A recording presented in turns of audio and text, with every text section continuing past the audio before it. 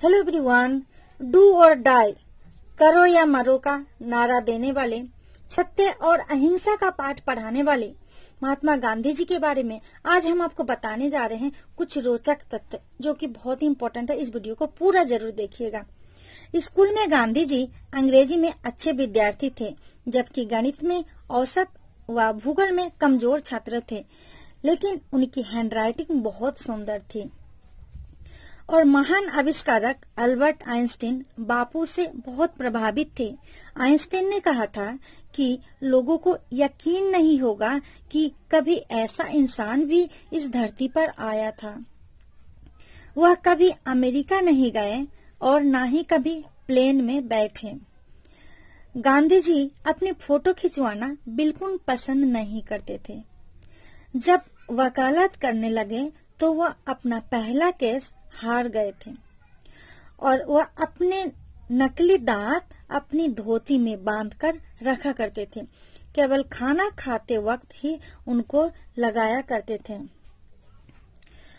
उनकी शव यात्रा में करीब 10 लाख लोग साथ चल रहे थे और 15 लाख से ज्यादा लोग रास्ते में खड़े हुए थे।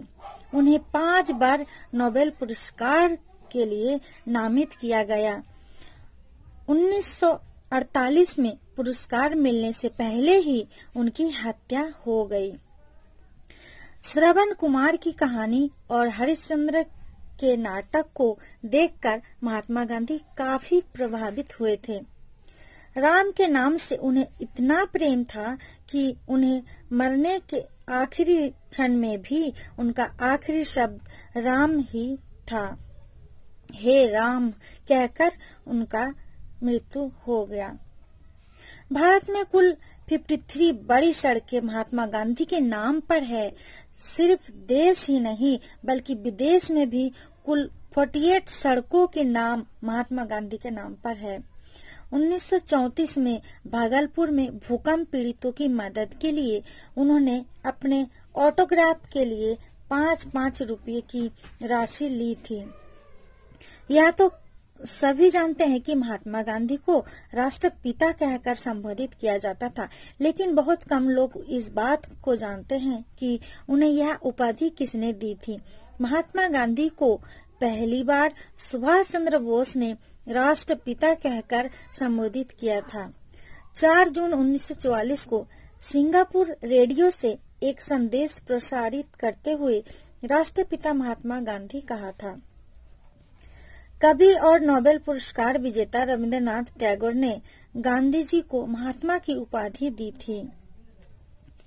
क्या आपको इस बात की जानकारी है कि जब 15 अगस्त 1947 को भारत को आजादी मिली थी तो महात्मा गांधी इस जश्न में नहीं थे। तब वे दिल्ली से हजारों किलोमीटर दूर बंगाल के नोआखली में थे, जहां वे हिंदुओं और मुस्लिमों के बीच हो रही सांप्रदायिक हिंसा को रोकने के लिए अनशन कर रहे थे।